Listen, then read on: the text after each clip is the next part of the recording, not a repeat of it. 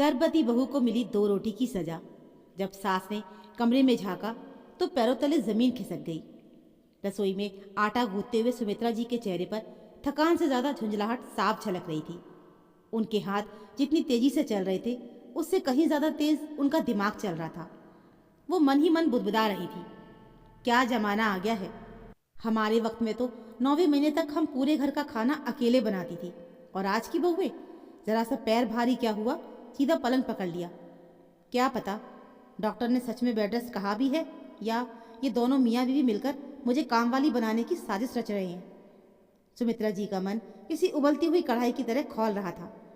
उनकी बहू शिखा, जो कि 4 महीने की गर्भवती थी, पिछले 3 दिनों से वो कमरे में ही बंद थी। वजह थी डॉक्टर की सख्त हिदायत। शिखा को पेट में लगातार दर्द की शिकायत थी, और रिपोर्ट देखने के बाद डॉक्टर ने साफ साफ कह दिया था कि अगर बच्चा सही सलामत और सुरक्षित चाहिए तो कंप्लीट बेड रेस्ट जरूरी है। लेकिन सुमित्रा जी के लिए ये सब आधुनिक बहाने थे। उनके लिए रसोई का सारा बोझ अचानक अपने कंधों पर आना बर्दाश्त से बाहर था। दोपहर के खाने का समय हुआ तो सुमित्रा जी ने थाली में 2 बेजान रोटियां और थोड़ी सी सब्जी रखी। थाली की खनक में भी एक अजीब सी कड़वाहट थी। वो शिखा के कमरे में दाखिल हुई और बिना उसकी तरफ देखे थाली मेज पर लाके पटक दी और तंज कसते हुए बोली, लो महारानी, भोग लगा लो, वरना तुम्हारा लाडला पति ऑफिस से आते ही मुझ पर ही दहाड़ेगा कि माँ शिखा ने कुछ खाया या नहीं, जैसे पूरी दुनिया में इकलौती यही माँ बन रही है। हमारे तो बच्चे जैसे पेड़ों से लेकर आए थे। आजकल की औरतों का जरा सा पेट बाहर आया नहीं कि ड्रामा शुरू हुआ पतियों को दिखाने के लिए। शिखा, जो कमजोरी की वजह से पीली पड़ चुकी थी, कांपते हाथों से उसने थाली उठाई और धीरे से हिम्मत जुटाकर कहा, माँ जी, सिर्फ 2 रोटियां, आजकल मुझे बहुत भूख लगती है। अगर थोड़े से दाल चावल भी मिले तो मेरा पेट भर जाता, और बार बार जो मुझे कमजोरी महसूस हो रही है वो भी नहीं होती। ये सुनते ही सुमित्रा जी बीच में ही भड़क उठी और बोली, वाह, एक तो काम धाम कुछ नहीं और ऊपर से फरमाइशें देखो। ज़्यादा खाओगी तो पेट फूल जाएगा और बच्चा भी बहुत बड़ा पैदा होगा, फिर मुसीबत तुम्हें ही होगी। चुपचाप इतना ही खा लो, यही तुम्हारी खुशनसीबी है कि बेड पर बैठे बैठे तुम्हें खाना मिल रहा है।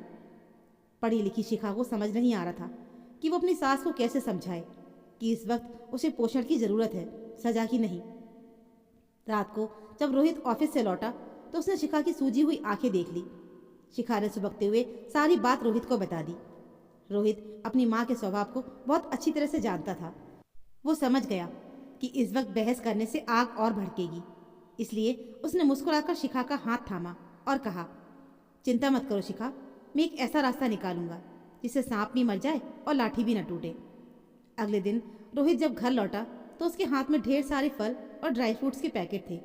उसने चालाकी से आधा सामान माँ को रसोई के लिए दे दिया ताकि वो खुश रहे, और बाकी आधा चुपके से शिखा की अलमारी में रख दिया। उसने शिखा से कहा, जब भी तुम्हें भूख लगे तुम इसमें से खा लेना, ये तुम्हारे और हमारे बच्चे के लिए बहुत ज़रूरी है। शिखा काजू बादाम देखकर बहुत खुश हो गई। उसे लगा जैसे इस अकेलेपन में उसे कोई मजबूत सहारा मिल गया हो। शांति के 2 दिन बीते, लेकिन सुमित्रा जी हैरान थी कि शिखा अब खाने के लिए शिकायत क्यों नहीं करती। एक दिन दोपहर में उनसे रहा नहीं गया, और वो ये जानने के लिए आखिर माजरा क्या है। उन्होंने दबे पांव शिखा के कमरे की ओर रुख किया।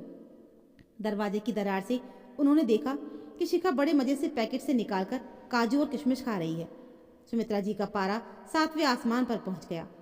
वो तूफान की तरह अंदर घुसी और शिखा के हाथ से वो पैकेट छीन लिए और चिल्लाते हुए बोली, तो ये तमाशा चल रहा है, बेटा बहू मिलकर मुझे बेवकूफ़ बना रहे हैं। मैं वहाँ रसोई में चक्की की तरह पिस रही हूँ और यहाँ मियाँ बीवी की अलग ही दावत चल रही है। वो पैकेट लेकर जाकर रसोई में रख आई और शिखा को खरी खोटी सुनाने लगी कि तभी रोहित भी अंदर आ गया। सुमित्रा जी ने उसे देखते ही ताना मारा, बड़ा पत्नीव्रता बना फिरता है, चोरी छुप के इसके लिए मेवे ला रहा है। कल को तो तू पूरा घर इसके नाम कर देगा और हमें बहा कर देगा। यही दिन देखने के लिए तुझे पाल पोस कर बड़ा किया था। इस बार रोहित ने पीछे हटने के बजाय शिखा की रिपोर्ट्स अलमारी से निकाली और माँ के सामने पटक दी। वो दृढ़ता से बोला, माँ, बहुत हुआ, ये देखो रिपोर्ट्स, और अगर यकीन ना हो तो किसी भी डॉक्टर को दिखा लो। हम भला झूठ क्यों बोलेंगे?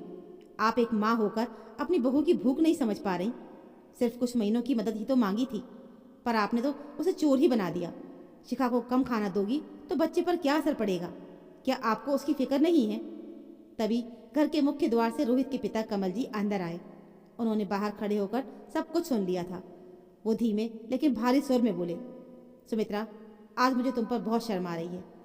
जिस बहू को लक्ष्मी बना के लाए थे उसे तुम 2 रोटी के लिए तरसा रही हो। अगर तुम्हें काम का इतना ही बोझ लग रहा है तो ठीक है। उन्होंने रोहित की ओर देखा और कहा, रोहित, कल ही अपने लिए अलग से घर देख लो। तुम अपनी पत्नी और आने वाले बच्चे के साथ वहाँ सुकून से रहो, जहाँ खाना देने वाली सास ना हो, तो कम से कम चैन की रोटी तो मिलेगी।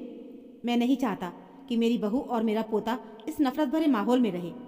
सुमित्रा जी के पैरों तले जमीन खिसक गई। इकलौता बेटा उनसे अलग हो जाएगा, ये डर उनकी कड़वाहट पर भारी पड़ गया। उन्हें अचानक अपनी सोच और गलती का एहसास हुआ कि उनकी छोटी सी सोच और काम से बचने की जिद उनका हंसता खेलता परिवार उजाड़ सकती है। उन्होंने चुपचाप ड्राई फ्रूट्स का पैकेट उठाया और शिखा के कमरे में जाके उसे थमा दिया। उनकी आंखों में गहरी शर्मिंदगी थी और वो शिखा से नजरें नहीं मिला पा रही थी। उस दिन के बाद से रसोई से कभी ताने नहीं, बल्कि शिखा की पसंद की खाने की खुशबू आने लगी। तो दोस्तों, बुढ़ापे की लाठी तभी मजबूत रहती है जब जवानी में बहू की कोख का सम्मान किया जाए। परिवार केवल रिश्तों के नाम से नहीं, बल्कि एक दूसरे के प्रति संवेदनशीलता से बनता है।